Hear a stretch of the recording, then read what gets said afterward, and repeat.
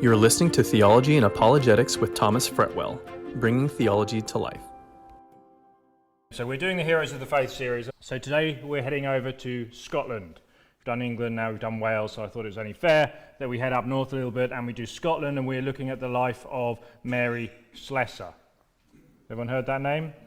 No, if you haven't heard that name, it's a great person for you to know. Many have never heard of her today, but she is probably, without too many close seconds really, she's one of the most famous female missionaries ever.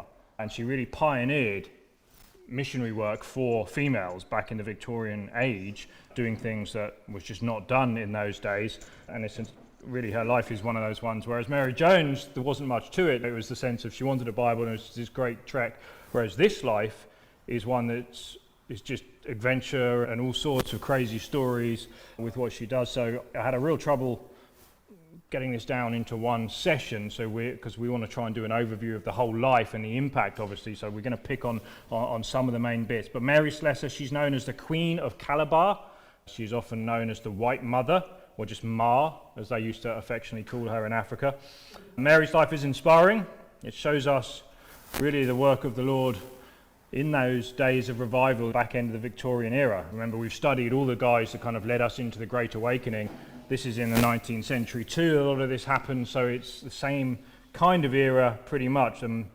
It's fascinating to read back about these people. I don't think there's been an era in church history except the Apostolic era where missionary work was quite such a focus of the church. Like, I'll give it to, in this time it was our country, it was the United Kingdom that was sending out missionaries, whereas that mantle was kind of taken by America a little bit later.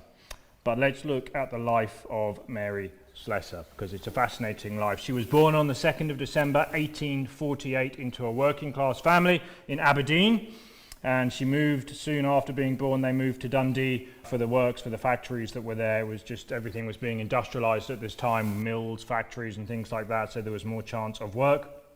Her father was a shoemaker, but he was also an extremely violent alcoholic, and the family suffered severely under his hand, and so did Mary, particularly under his hand, with all sorts of abuse. He was extremely abusive to everyone in his household. They had a big family. They lived in one room together, and that was the kind of environment that she was from. He died when she was 11, and all the biographies just simply, they have no further comment except to say it was a blessing for the entire family when he died. And you can imagine that. She had 6 other siblings. They had one room where they slept on the floor together, and she was very much in what was the slums of Dundee at this time. Her and her siblings were known as gutter children. Gutter children was just a name that you would get for the children that are half dressed and half naked playing out in the sewage infested streets. So you see that same sort of thing you'd have in London at this time, gutter children. However, again, if we're ever tempted to judge a book by its cover, even though that may have been the situation that she grew up in and where she was from, her mother, in spite of all this, was an extremely devout and faithful Christian. And Mary, in her later writings, really attributes much of her success to her mother at this time and the way she raised her. Although they describe Saturday as the worst day, usually in their early years anyway, because they'd be waiting to see what state the dad was in when he got home, and that was it. Sunday was a day of rejoicing for them, because they could get up and get out of the house early and they'd all march to church. And it can really be said of Mary's life, we don't really have like a dramatic conversion story for Mary, and this is quite encouraging because sometimes you hear people's conversion stories, don't you? And you think back and you're like, oh my, nothing that dramatic happened to me. And then you can start questioning things and all stuff like that. But I remind you of the words of 2 Timothy 3. I think this was very much true in her life. Writing to Timothy, he says, "From childhood, you have known the sacred writings which are able to give you the wisdom that leads to salvation through faith which is in Christ Jesus." And we know that obviously Timothy had a faithful grandmother, didn't he, that was teaching him the word. And it's just as he grew up in that environment, he was instructed in the word, he obviously believed the word, and he followed the word. And it was very much the same in Mary's life, actually. The faithful mother, she never really questioned it, she knew it was true. She does recount one event in her life where they were warming themselves by a fire, and an old widow came to speak to her and started evangelizing her, and really just told her about the need for repentance and hellfire as they were standing there in front of a fire, kind of fiery Scottish preaching. And Mary remembers that as a very impactful moment in her Christian walk, in her young life though, but she really puts it down to simply the Word of God and her mother's faith. And at age 11 then, her father died. With the death of the father though, that did mean they lost that income, whatever income he did have, although it was probably small. It would have been very hard for the mother to provide. So Mary, it was just Mary and her older brother really there, but they had to both go out to work. And at this time, it was you in the factories basically. She got a job at the Baxter Brothers mill in Dundee there. And this was, at her age, she was doing what they did. She was a half-time worker, or a half-time school, they called it. So because of a recent Education Act in Scotland, it was kind of a result actually of some of the earlier revivals. They had to, employers had to provide education for young people who were working. If they were there working in the day, they had to let them finish early and then do that. In reality, they didn't finish early. They'd do a full day's work and then they'd have to do 6 hours school after that. So you can imagine the toll that took. Very long working days. They'd have to finish their meal shift and then do their schooling. Mary she had I want to say the typical Scottish feature. I don't want to offend anyone, but she was that really thick, bushy, ginger hair, bright blue eyes. She was quite small, but she was always described as scrappy and extremely tough. And I'd imagine that's from her upbringing and from everything, just her environment. But she still had a humour and a personality that was quite infectious to people, and she always won people round, and she was well liked by all. And I think you can see in these things the Lord laying the foundation of her character, even through all of that pain that she obviously went through. The Lord was going to use that mightily in the coming years to change the world. One thing, though, she did pick up from the schooling she had to do after the mill is she became an avid reader. And this was really her way into the world of missions. At that time, just before her, there was a famous missionary. His name was David Livingstone. I actually toyed with doing him for this, but I realised I should have done him first before I did this one, but we probably won't have time, maybe at another time. But if you've heard of David Livingstone, he was a famous Scottish missionary who really opened up missions in Africa. And he was still alive in her young life. There was crossover there. He pioneered that work, though. And she used to love his books. The missionary journals from the churches used to describe all of his exploits. He was world famous at the time, really, by that. And she was known for sitting on her loom in the mill factory with a book open on top of it, and she would just read, she'd read, imagining a world and a life as you can imagine outside of the hours inside of a factory, and that was her life at that time. However, really, it was work, and then it was church. I like that. I mean, most people, that is our lives too, isn't it? In most ways, most people have that juggle, or maybe even that tension that you get sometimes between work and church. Like one of them you probably don't want to be there so much, and the other one you love to come to, and you wish you could balance that. But she had that there. She used to wait for the weekends. As a teenager, she started teaching Sunday schools and working in the youth club. She was faithful, she mucked in, she wanted to serve in any way that she could. And she went to what they call, it was Wishart Church in Dundee. And at a certain point, they decided to open like a mission within a certain place in Dundee called Queen Street. And it's like the slum of all slums, basically, in Dundee. It was like one of the worst and most dangerous places to have a mission in those days. And little Mary volunteered, not little at this point, she was a bit older now, but she volunteered to be one of the missions workers and the teachers there in that slum. So after the Sunday service was out and some of the schooling they did after church on Sunday was out, she would go down and teach at the missions. Generally, the mission was not wanted in the slums of Dundee. There was huge opposition, and the teachers had to be escorted away by a group of men from the church most Sundays. Because what had basically happened is all the gangs, and they were young kids basically, you can imagine similar sort of thing with, if you look at culture in some of our capital cities today with young people, they didn't have much to do. They were out causing trouble, and the local mission and the teachers was an easy target to come and cause trouble, so they used to come and terrorise them afterwards. That's why they used to be escorted away. However, couldn't always arrange it. Sometimes people, maybe we would say, the rotas fell apart and no one was there. But Mary didn't care really. She always went down and she did it. One time she was on her own. She got surrounded by a street gang who were determined to really get rid of the mission. They actually hated it. And the leader of the gang, she describes in quite vivid detail what they used to do. They didn't really have weapons in those days, but it was quite common to find like chunks of lead from old factories. They'd attach them to ropes, and they get really good at slinging them like a slingshot, but keeping it attached kind of thing. And that was quite a common weapon if you read in those days. But the gang leader had one of them, and he would come along, and they surrounded her one time on the street, and he was doing that and just going near her.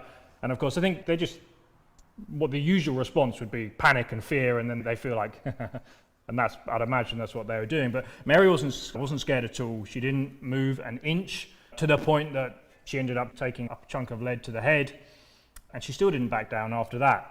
And she got up, and through this whole situation, she actually won the respect of this group here, and this whole group ended up coming to their missions. I don't know whether they all became believers or not, she doesn't tell us, but what they do know is that when they went to her house years and years later in West Africa, miles away, there was a photo of one of these boys on the wall in his adult life, and he was doing very well for himself. And apparently he'd given that to her and credited her with being the influence in his life that turned him around, because in the mission she was teaching them obviously the Word of God and just general discipline and life skills too. And that's the kind of woman that she was here, even in her young life. And again here you see the Lord, I believe, just shaping her through all of these things for what she was going to do. So we have this factory slum worker, now a teacher at a local mission, but yet because she was reading the Livingstone journals and missionary reports, her heart was really looking outwards. She didn't want to be in the factory her whole life. She wanted to be out there serving the Lord. Her heart was towards global missions. She wanted to follow in the footsteps of her hero, David Livingstone. We have a few lessons still that she taught at this mission in Wishart Church. I'll read to you just a portion of one of it, and it gives you just a little glimpse into where her focus was. It's like an urgent plea, but it ends up acting like a foretelling of her own life. But she says, "Thank God for such men and women here and everywhere who in the face of scorn and persecution dare to stand firmly and fearlessly for their master. Their commission is today what it was yesterday. Go ye into the world and preach the gospel to every creature. Not the nice easy places only, but the dark places, the distant places. To the low as well as to the high, to the poor as well as to the rich, the ignorant as well as the learned, the degraded as well as the refined, to those who will mock as well as to those who will receive us, to those who will hate us as well as to those who will love us." And that's what the Lord would end up applying in her own life. She answered that own challenge that she wrote in that lesson, teaching those young people. And in the end, she went on the mission field. And the way this happened is when David Livingstone, her hero, when he died, it was a massive state of affair, like it was a massive, massive thing. The newspapers were covering it at this time. If you know the story, there was like a famous journalist who didn't really believe Livingstone's story, and he went to Africa and tried to track him down in the forests. So it was all very public, but he was a national hero at this point. He died in 1874, and before the end of his life, he issued this charge. He says, "I go to Africa to make an open door. Do you carry out the work that I have begun?" And this was a call to all missionaries in the church, basically. Don't let the work die with me, was what he was basically saying. You need to take the mantle off me, and you need to carry on this missionary work. Those words spoke to Mary, and she answered that call. And it was that really the Lord used to bring her. She said, "I want to go to Africa for missions." Her church at this time had connections in Calabar. This was what they used to call as a place in Nigeria, on the coast just on the side there. They were doing missions there. There was already work there. The church was sponsoring it. It was like a centre for missions at this age. In 1875, Mary is 26 now. She offered her service to the Foreign Mission Board. Because of her success in the slums and with the mission there, and her character, she had glowing approval from everyone. She asked for a reference, and she said, "Yep, you can go."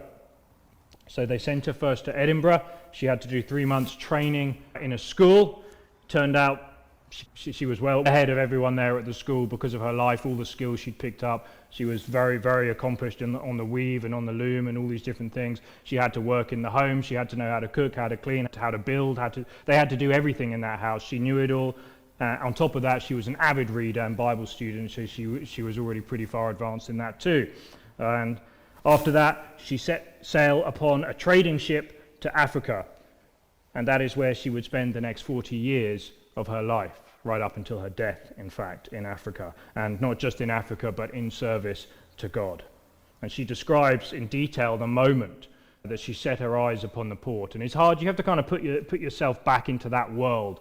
If you could imagine before global travel was really a massive thing. Like Africa was an untouched continent in many ways, dark and mysterious to many people. They'd heard like stories from missionaries of crazy things. No one quite knew whether to believe them or not. A land, it was also described as a land of amazing beauty, which I hear, I've never been to Africa, but I hear Africa is in some ways, like the red sands and the red cliffs and all of those sorts of things. It's supposed to be wonderful, almost like a kind of magic, but also a darkness to it too. And it was almost like, that was her mind. And she describes like the first time that her ship, after a long voyage at sea, came into the dock on the coast of Africa, and they had these massive red cliffs in the background, and it was just a hustle and bustle, such a world away from everything she knew. Of course, obviously the people were very different, but of course huts and mud huts and straw, thatched roofs and these sorts of things all around the place, completely foreign to a girl who had grown up in the city in Scotland at this time. And you could imagine that is really stepping out of the comfort zone. It was dark, mysterious, and in many ways a dangerous land. Many people had been killed there. They'd heard many of these stories. However, I like to think that although it was a land she was arriving to at the first time as she turned this corner on the ship, it was a land that obviously her prayers had already been, she'd been praying for that land for a long time already, praying, I want to go there, Lord. So it's kind of like her body was only just catching up with her prayers at this point in the Lord's timing. So at first she arrived at this Calabar mission base, and this was known as the white man's grave, this place here, Calabar, this larger region, for many reasons. It was a wretched place. At this time slavery had kind of been abolished in the British Empire, if you remember. We studied that history, except it hadn't, in places in Africa, it was still going on. And it wasn't just like the transatlantic slave trade. This was black on black slavery. There was Arabian slavery and Egyptian slavery with Africans here. It was all around. The picture that you get in history classes today of the white colonialists coming to a lovely civilized country and ruining it and taking it over, that's just all nonsense. Like, you just have to completely put that out of your head to learn some of the true stories of what happened. Don't get me wrong, of course there were terrible things that happened, but there were equally already terrible things that were happening in those lands already. We're going to look at some of those things, and Mary encountered many of them. But this was a wretched place. Slavery, unfortunately, this was a slaving centre back 50, 100 years ago. It was a market area, so it was a ravaged place. It was a dark place. It was a really ravaged area. The people were still ruled by superstitions. African paganism, shamanism was extremely common, if not all over the place. Witch doctors were basically tribal elders. Witch doctors ran the communities, they ran everything at that time. They had great influence among the people with curses and blessings and all sorts of spells that they did. They had rampant polygamy, poverty and cruelty, as they described we couldn't even imagine. And I imagine Mary's upbringing was no picnic, if you could describe it. This is how they described it. The worship of evil spirits was commonplace, with talismans and bones and all sorts of things. Wives and women and slaves were not really considered people. They could be killed and abused without a second thought. They had cannibalism, which was extremely common at this time. They had human sacrifice in the rivers in order to be able to try and get fish and things like that. And one of the main beliefs that they had in this particular area of Africa was a belief about twins. And this is what Mary Slessor is very well known for. One of the beliefs at this time was if twins were born to a woman, they didn't, especially identical twins, they didn't know how to understand this. So what they assumed was that the spirits had come into this person, and one of these children was a devil child. But they didn't know which one. So the superstition was if you have twins and you allow the devil child into the community, you could be responsible for the whole downfall. So basically they killed both children. That was what they do. Didn't take any chances. They killed both children, and then they would send the mother out immediately after her birth, if you can imagine this. They would just send her out into the bush to die and fend for herself. She would be exiled from the community. This is the world that was there. Again, you have to understand this is the history of how it was. And Mary was coming into this. Witch doctors also were the ones, we would call them judge, jury and executioner maybe today. They were the ones who carried out justice. They had two methods that they liked to use at this time. One was called the poison potion. This was basically a concoction of poisoned beans that would cause extreme vomiting. They would give it was always to women it seemed to be, but like if they wanted to find out if someone was guilty of something or bringing an evil curse onto the tribe, or if the crops failed, or if a husband was unhappy or something like that, the women would have to drink this, and if she vomited, she was guilty, she'd be killed. If she didn't vomit, she was innocent, of course. Obviously it's poison. you know the result. That's how it went. The other one was called the boiling oil challenge. This was very similar. It's very similar to some things that you would find in medieval Europe, so don't get me wrong, I'm not saying they're worse than many of the Europeans, but this was, as it sounds, boiling oil would be poured onto people. If they were burnt by it, they were innocent. If they were burnt, they were guilty. If they didn't get burnt, they were innocent, but of course, it was boiling oil, they were always burnt, and that was the idea. This was just so commonplace. This was it. And it was into all of this that this little Dundee factory girl came and stood against. And she triumphed against it all, really. After Mary Slessor's life, Africa was not the same, and many of these things didn't exist. She landed on the shores of Calabar, and she was somewhat daunted by this task, and she records a little thing in her journal. She was a strong girl, but obviously, with all of that and all of this foreign world, you'd get on that shore and you'd probably have that moment where you're like, wow, what have I done? And so she fell to her knees and she praised and she wrote this. She said, "Why should I fear? I'm on a royal mission. I am in the service of the King of Kings." And that just sort of shows you her mind set there. And I think it's a good example. Studying missionaries is challenging. Have you ever found that? Reading the lives of missionaries and what they give up and what they do is so challenging. And it's one of those things that, like, we should, if you're not involved in those missions, you should partner with missionaries with prayer and with financial support and with any way that you can too, doing this work. But she started off, she was a newbie. This was an established colony. There were lots of veteran people there, missionaries, but she did everything she could, working in the dispensaries, the medical centers, doing some teaching. However, her greatest ambition, and one thing that she was told, was you'll have more luck than anyone if you learn the language. It's called the Efik language in this area. And because she was such a good reader, she was very literate at this point, she'd self-taught herself, she was able to learn that language extremely quickly. And she picked it up very well, to the point that the natives used to say of her that they're sure she had an African tongue. That's how good at it she was. And that skill, again, was something the Lord would use to great effect in these people. However, because she was new, and she was also a single woman, she was under the care of, let's say, the veteran missionaries, predominantly all male missionaries at this point. She didn't have the freedom to do what she felt she needed to do, and I'd imagine they were probably a little condescending to her in some conversations in environments with things that she let her do, but Mary wasn't really having any of it. She knew she wanted to get away from this environment. She wanted to go further up the river. She wanted to go where people hadn't been before, where it was unreached. She'd begged to get put to a different station because they had this main centre and it was up the Calabar River there, and you could see, and all the way up there was like a smaller centre, no one. So it was untouched areas, some of these things, and she wanted to head up into those ways. So eventually, but she didn't rebel, she didn't disobey. She always got permission from the missions board, and it was important. People needed to know where she was, and she had to have help and oversight with some things, and she always did it right. But she did get permission, because she was persistent, to go up to the next little town, which was called Old Towns. This was a few miles up the river, and she remembers her first view of going into Old Town was of trees with human skulls hanging from them, swinging in a pole. And they used to do this because they believed these were the dead ancestors. They still do this in some tribes, I'm told. Like the spirits of dead ancestors would bless the village if you have them out and things like that. This was the kind of world that it was there, and she was encountering all of this for the first time. And that's where she started doing missions. And in this area, there wasn't so much oversight. She could do missions how she wanted to do it, or how she felt the Lord was calling her to do it. And part of that was she could stop wearing these silly Victorian dresses that they made the women continue to wear even in the sweltering heat of Africa. So one thing that Mary Slessor did is that she cut her hair.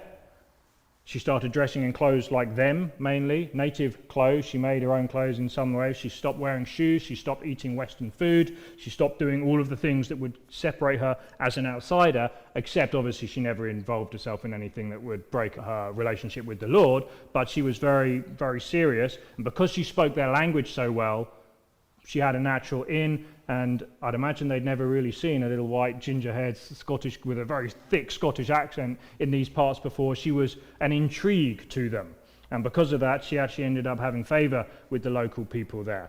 However, at this time, she was also still, and this just shows you her character, in spite of all of that sacrifice, all of her salary, pretty much, she sent back home to her mother and her family. at this time, which is why she was like, the missionary board would give her a salary obviously for doing this, but she would send all of that back home to her mother, and she would live on whatever the natives were living out there at that time, drinking unfiltered water and all these sorts of things. She was sick to the point of death many times going through all of this. Her main missionary work in Old Town here in this place was the babies. In that culture, babies were exposed just all over the place. Like, they had different ways that they did it. Twin murdering was the belief that Mary particularly hated. We don't really know why this one thing above all else got to her so much, but it really did. And it started one day because she used to go out into the woods. She used to try and save people when she found babies being left. They used to have these urns. There's like a picture of some urns there. These were like jars that they used to stuff newborn babies in after they were born if they didn't want them, and they just chuck them out into the brush there. And that's just a different view of life between a Christian worldview and a non-Christian worldview there.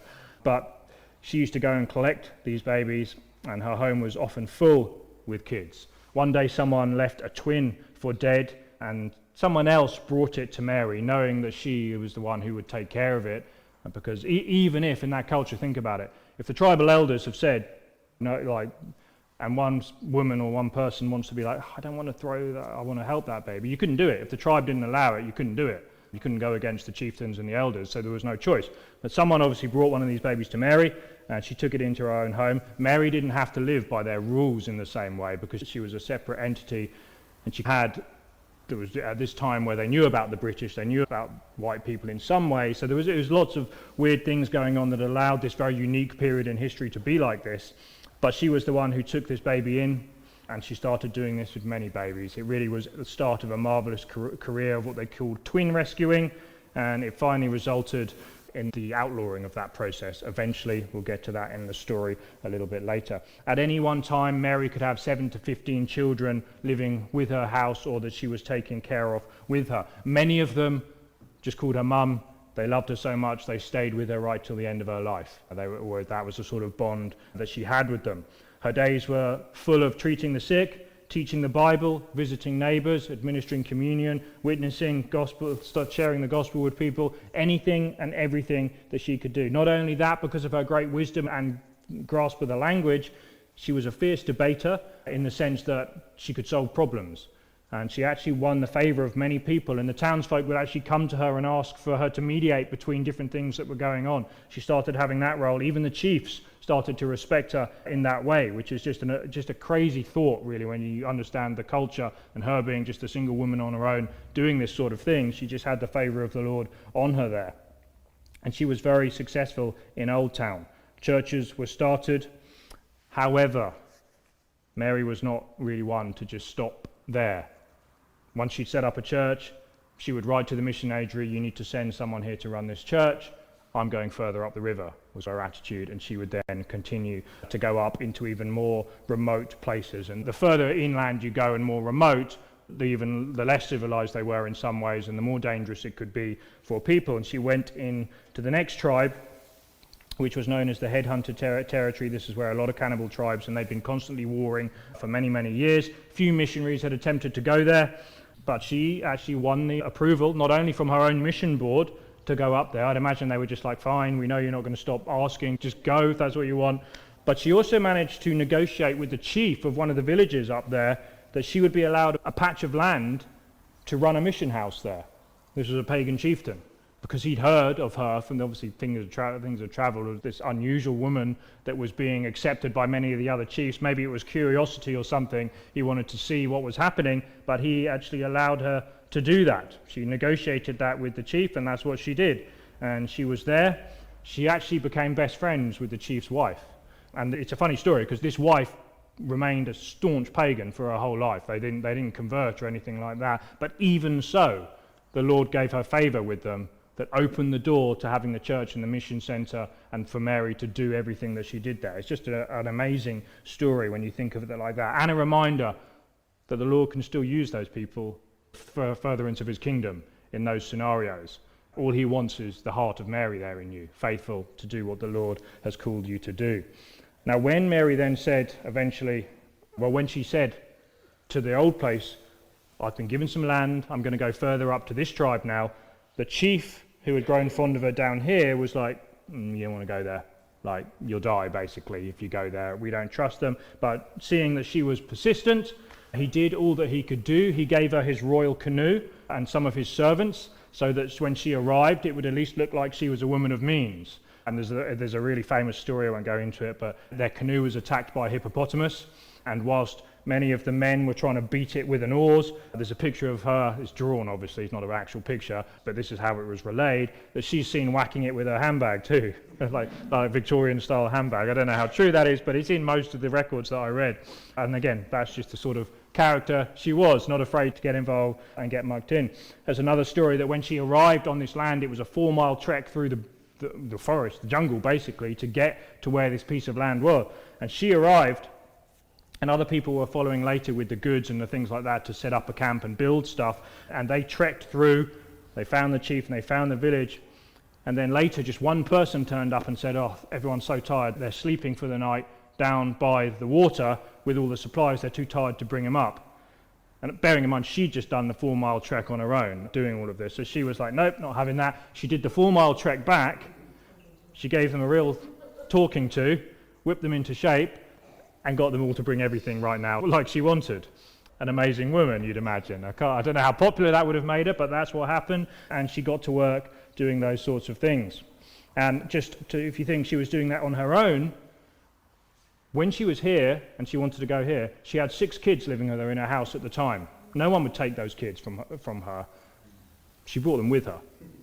So she not only did that journey on her own, she did it with 6 kids, some of whom were like young children, and like that, I have enough trouble just doing the school runs on my own. Like, you know what I mean? It's like, you put it into perspective a little bit. She was trekking through the jungle into the headhunter's territory of a tribal chieftain with children that she was looking after, with a small team behind her. That was Mary Slessor. Again, she built a hut with her own hands. It was the native fashion, just like all of their huts, and she began a career of what they called cannibal taming that unmatched by any woman ever in history, the impact that she had. And this was an area where tribal wars were rife. The tribes would constantly be warring with each other. Mary would often forcefully intervene. Eventually, because she was gaining the trust and respect of people, she was again being called upon to settle disputes and to give wisdom.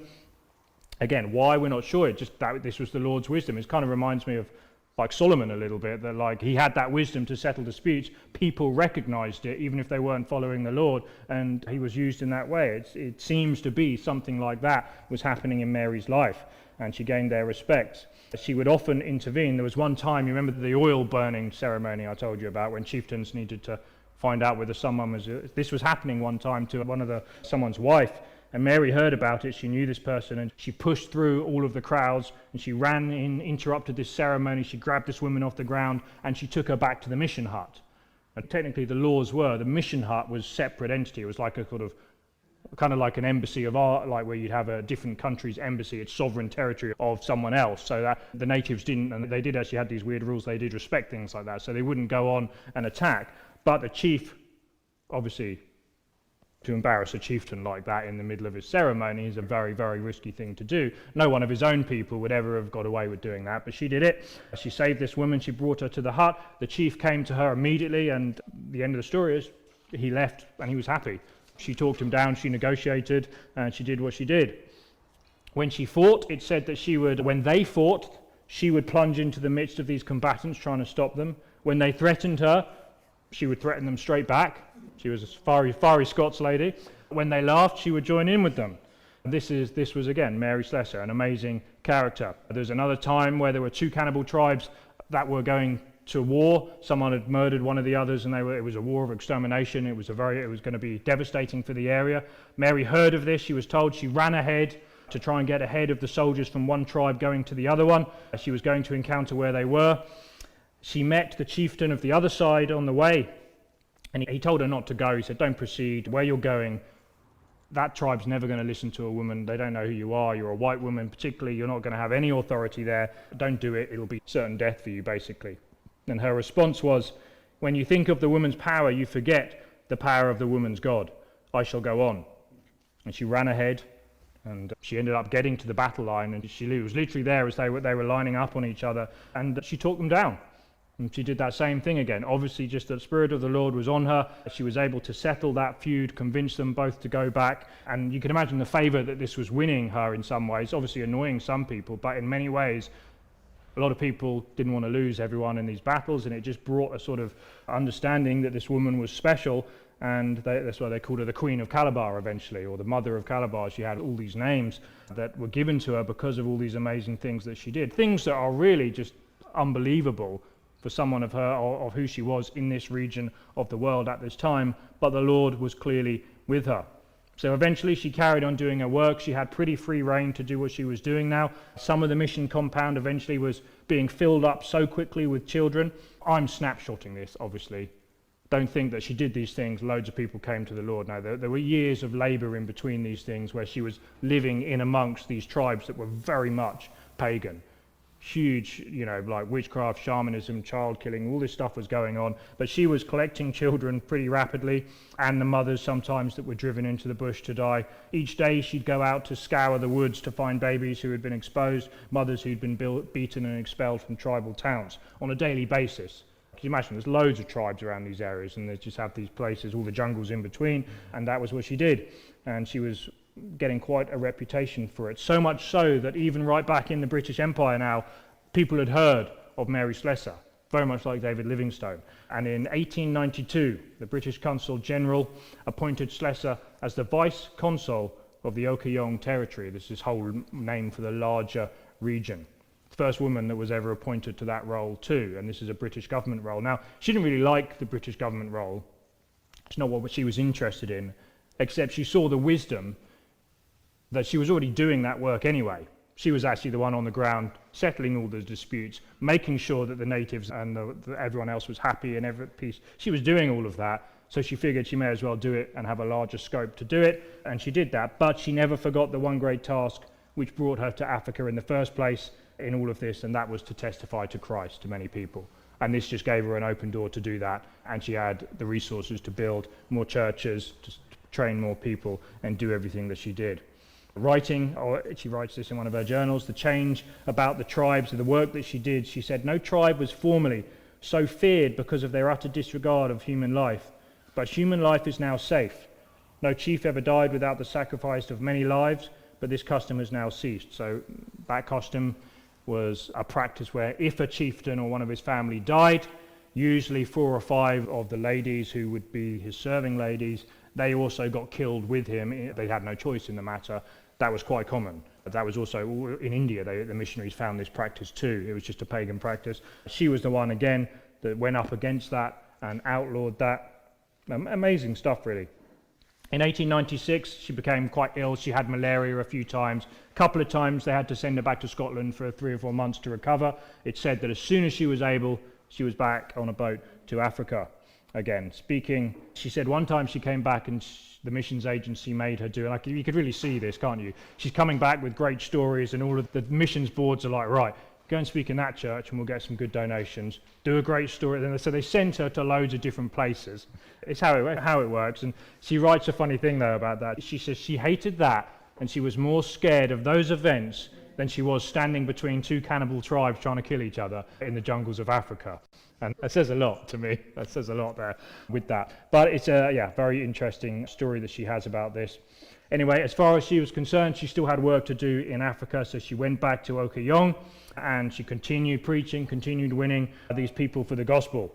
However, she still desired to go further up the river to the completely unreached people, where, again, they were still doing all the things that they did previously. The cannibalism was still rife and all these different things. She knew that these people needed the gospel. She was undeterred. She knew Christ was with her, and she continued doing it. Again, the board gave her a blessing, and she pushed up the river to a place called Itu, which was an old slave market. And it, again, was a very dangerous area, very dark area. She went this time with all of her boys and girls that she'd raised up with her now, these children that she'd saved. Like I said, they became converts to Christianity, and they became her most faithful sort of children, basically. They entered into this work with her. They went up to this area with her. And because she was now so well known, and she spoke the language fluently, and she now had all of these children with her who were obviously not her own children, they were people that she'd rescued, they were quite a force to kind of be reckoned with. Like, even the people who were complete pagans would be intrigued or think that like the gods are with this woman or whatever they believed. And again, she had favor. She was allowed to stop, she was allowed to spread the gospel, she was allowed to do missions, and many people came to the Lord. And her fame continued to spread around all of these surrounding districts, to the point that the White Ma, or the White Queen as they were calling her, tribal chieftains were sending emissaries to her, asking her to send one of her missionaries to their tribe to tell the stories about Jesus that they were telling everyone else. And that's just the Lord doing that, as you can imagine, opening these doors that she wouldn't really believe. And in 1912, now this was at the end of her life, she did that for like another 15 years. Her health at this point, as you could imagine, demanded maybe she slow down a bit and she rest. She'd been to the point of death many times, forsaken really all luxuries in life. It's funny, she says the only thing she never gave up was her tea. Like, she ate like the natives, but she still wouldn't give up her tea. She had to have her tea even in this environment, which kind of makes me laugh. But she knew on her last, in 1912, she was sick again, really ill, and they made her go to the Canary Islands for rest, basically, to recover. And at this time, she didn't really recover well enough to know that she was going to go back onto the mission field in the same way. She knew that her work was almost at an end, and she felt like she'd done what David Livingstone's call had answered, and now it was time for others to take her call up and continue the open door in Africa. And around this time, this was 1914, so World War I was breaking out everywhere in Europe, and it said that when she heard about that, it really impacted her, that while she's doing all of this, Europe's being completely torn apart with war at this time, and that affected her deeply too. She wanted to head back to her homeland at this time. For the first time in years that she's actually wanted to head back to her homeland, but you couldn't travel at this time when the war was breaking out like that. It was unsafe, so she was not able to do that. And just a year later, in Africa, she succumbed to a fever and she got dreadfully sick. And in her last few moments, all of her faithful children that she'd raised were surrounding her bed. These were the ones that she'd saved from the exposure fields.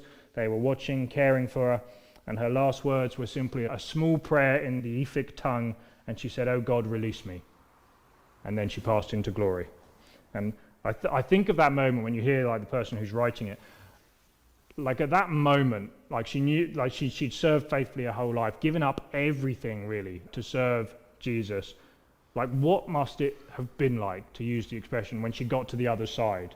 When she was released by God from the mortal and she put on immortality and where her soul went to be with the Lord, you could imagine the angels really cheered. Like, "Well done, good and faithful servant," would be the words that she would hear like that. And then one of her biographers writes this. It says, "The body was brought on a launch to Duketown and rested at Government Beach till dawn. And there the mourners gathered, government officials, merchants and missionaries were all there. The flags flew at half-mast and the whole town was hushed and still. Great crowds watched the coffin, draped with the Union Jack, borne slowly at the head of a long procession to Mission Hill, and in the cemetery adjoining those mission buildings on which her eyes had first gazed in excited interest nearly 40 years before, all that was mortal of Mary Slessor was laid to rest." And her work was really the foundation, David Livingstone and then her, of the church in Africa.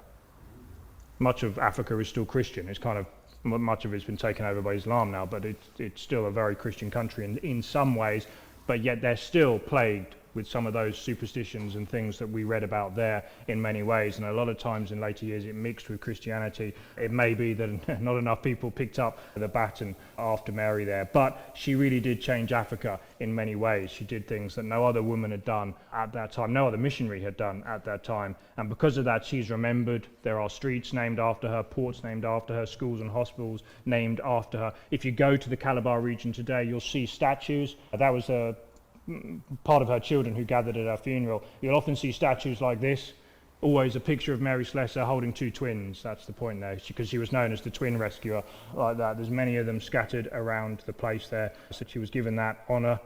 In Scotland, they even have a £10 note, or they had it. I don't know if it's still in circulation. It was from Clydesdale. She was on the back of a note there, and her influence is still felt around the world today. Back in 2010, this made the news. There was a fashion week in 2010 in London. There were two Nigerian designers. I think, there you go, and there's a picture of them there too. You notice he's wearing a kilt, that man. He has Scottish influence there, although he is Nigerian. And they designed these clothes, so they're quite famous. They've designed clothes for like the Obamas and really high-rolling, rich celebrities, their clothing brand. They designed for the Fashion Week in 2010 a kind of design that was based on the African tribes where they lived, but also on the Scottish Scottish stuff because of Mary Slessor. Her tribe was one that was saved by Mary Slessor, and when they asked about it, it's not only that her tribe was saved, but the man there, his great-grandmother was a twin who was rescued by Mary Slessor all those years ago, and so that was only 2010. So you can still sort of see the impact of these people still reaches like into our lives and even into eternity in some ways. So it's a wonderful thing. She lived a life, I would say, that was poured out as a drink offering for the Lord. It makes me very much think of Paul's statement in Philippians where he says that you hold fast the word of life so that in the day of Christ I'll have reason to glory because I did not run in vain nor toil in vain. That's Paul saying that. You could imagine Mary Slessor being able to say those exact same words. He goes on, but even if I am being poured out as a drink offering upon the sacrifice and service of your faith. And he goes on, obviously Paul's writing to encourage the church, but I very much see that in Mary Slessor's life. She poured her own life out as a drink offering on the work of David Livingstone and on for future generations to be impacted by her work. But a wonderful, amazing woman of Christ. And I read stories like this, I don't know, it challenges me immensely with the world that we live in. I find it encouraging on the one sense because the Lord can he can definitely do anything he pleases, but often he just uses the most surprising vessels to do stuff like that. And that's a real check for the way that we often think about what makes a good minister, what makes a good pastor, or we have this celebrity mindset in our part of the world, don't we, where all, as I've mentioned many times, the Lord really needs is that heart that is going to serve him in that way, and he'll do the rest in that. And Mary Slessor knew that, and I pray that we would know that too. Amen. You've been listening to Theology and Apologetics. This podcast is supported by your generous donations. To help us continue to bring you great content, please visit our Patreon site at patreon.com/theologyandapologetics. If you've been blessed by this podcast, please leave us a review and remember to connect with us on social media. For more resources, please go to theologyandapologetics.com. Thanks for listening.